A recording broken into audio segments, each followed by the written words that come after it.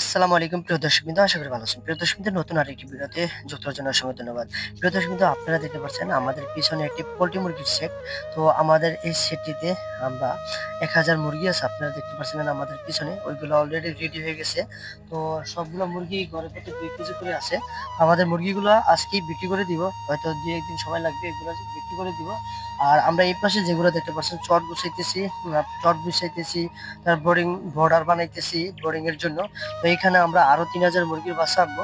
তো আমরা এখানে আলাদা বোর্ডিং করার জন্য আরো 3000 বাচ্চার বোর্ডিং সেন্টার আমরা তৈরি করতেছি। আপনারা দেখছেন যে ওইখানে বড় মুরগি যেগুলা ওইগুলো আমরা কিন্তু আজকে ছেড়ে দিব। যেহেতু আমাদের পর্যাপ্ত পরিমাণ জায়গা আছে, এই জন্য কিন্তু আমরা বোর্ডিং সেন্টার করতেছি। এখানে আমরা প্রায় 3000 মুরগি এখানে বোর্ডিং করব। তো কিভাবে বোর্ডিং করব, কোথায় কিভাবে করব সেটা আপনাদেরকে দেখাবো ইনশাল্লাহ। তো আমরা এখানে বোর্ডিং সেন্টারগুলো 25 ফিট করে প্লেন শিট কাটা, 25 ফিট করে 25 ফিটে আমরা 500 মুরগির ব্রোডিং করতে পারি। এটা 2 থেকে 3 দিন বা সর্বোচ্চ আপনি 4 দিন করতে পারবেন এই যে 25 ফিটের ভিতর। তারপর আপনার আস্তে আস্তে বাড়াতে হবে। তো আমাদের এখানে 5টা বোর্ডিং সেন্টার বানাবো, 5টার বর্ডার বানাবো, যেখানে একটার ভিতরে থাকবো 1000 আর বাকি 4টার ভিতরে থাকবো 500 করে। তো আমরা এখন এই বর্ডারগুলো বানাইতেছি, আর হলো আমরা বর্ডারে ভুসি ছেড়ে দিতেছি। তো আপনারা মুরগি সুস্থ রাখার জন্য সবসময় আপনারা এই টেকনিকটি ফলো রাখবেন, যে আপনারা মুরগির ভুসিগুলো সবসময় নিচে কাঠের ভুসি বিছিয়ে দিবেন। বিছিয়ে দেওয়ার পর উপর দিয়ে দিবেন পেপার। হ্যাঁ, পেপার দিবেন 2 দিন বা 1 দিন, আপনার অবস্থা বুঝে হলো ব্যবস্থা। তো ভুসি বিছানোর পর তারপরে আপনারা পেন্সিল দিয়ে চারপাশে বর্ডার বানাইবেন। এই যে আমরা অলরেডি একটা বানাইছি, এখন আস্তে আস্তে আরো বানাইতেছি। বানানোর পর আমরা আমাদের লাস্টে কাজ থাকবে পেপার বিছানো।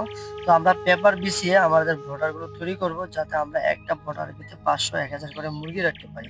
তো সেম আমরা যেভাবে বিছাইতেছি পেপার, আপনারা এইভাবে বিছাইবেন। তো একটা করে পেপার বিছাবেন, যখন ভিজে যাইব পেপার তখন আবার চেঞ্জ করে দিবেন। তবে আপনারা একটা জিনিস লক্ষ্য রাখবেন, যে 2 দিন বা 1 দিন পেপার রাখবেন। ওই 2 দিন বা 1 দিন হলো আপনারা পেপারগুলো লক্ষ্য রাখবেন, যাতে মুরগি বাচ্চাগুলো খাবে আর মলা ত্যাগ করবে। তখন মলা ত্যাগ করলে পেপারগুলা ভিজে যাবে। ভিজে গেলে আপনারা পেপারগুলো পাল্টাই দিবেন। পাল্টাই না দিলে আপনার মুরগিগুলা ঠান্ডা লেগে যেতে পারে। এইজন্য আপনার পেপারগুলো আপনারা অলওয়েজ পাল্টে দিবেন। সবসময় পেপারগুলো শুকনো রাখার চেষ্টা করবেন। হ্যাঁ, তারপর আপনাদের যখন 2 দিন পার হয়ে যাবে, তখন আপনাদের মুরগিগুলা আপনারা এই পেপারগুলো সব উঠিয়ে দিবেন। ভুসিগুলো শুকনো ভুসি দিবেন। যদি নিচের ভুসি ভিজে যায় তাহলে ভুসিটা চেঞ্জ করে দিবেন।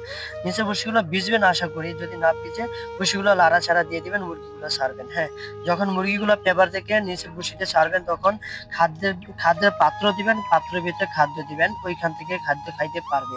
1 দিন বয়সের বাচ্চা পর্যন্ত খাইতে পারে, তবে 1 দিন বয়সের বাচ্চা একটু কম খাবে। এই জন্য আপনারা পেপারের পেপারের ওপর খাদ্য ছিটিয়ে দিবেন। তারপর যখন 1 দিন পর কার্টুন সরিয়ে ফেলবেন, তখন হলো আপনারা খাদ্যর পাত্র দিবেন। তো এক এক করে আমরা আমাদের বোর্ডার গুলো তৈরি করতেছি। বোর্ডিং এর সেট গুলো, যেগুলো বোর্ডার বলা হয় সেগুলো। তো আমরা অলরেডি 4টা তৈরি করে ফেলছি, আর আমরা এক এক করে পেপার বিছাইতেছি। আমরা এখানে প্রায় 2 থেকে 3 জন কাজ করতেছি। সবাই কিন্তু অলওয়েজ পরিশ্রম করতেছি আমরা।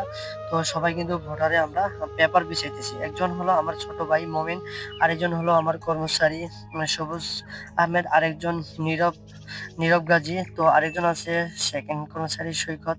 তো ও মাঝে মাঝে আসে। দোনো ভাই পড়াশোনা করে, তো দোনো ভাই আমাকে ভালো হেল্প করে। তো আলহামদুলিল্লাহ, ওদেরকে পাশে পেয়েও আমিও খুশি। তো ওরাও আমাদের থেকে কাজ এবং টেকনিক গুলো শিখে নিতেছে, কখন কি করবে ওরাও শিখে নিতেছে, এবং বাড়িতেও তারা আস্তে আস্তে কিছুটা করার চেষ্টা করতেছে। তো এতক্ষণ আমাদের সাথে থাকার জন্য ধন্যবাদ। আসসালামু আলাইকুম। আর যারা কাজ করতে ইচ্ছুক আমাদের সাথে যোগাযোগ করতে পারেন।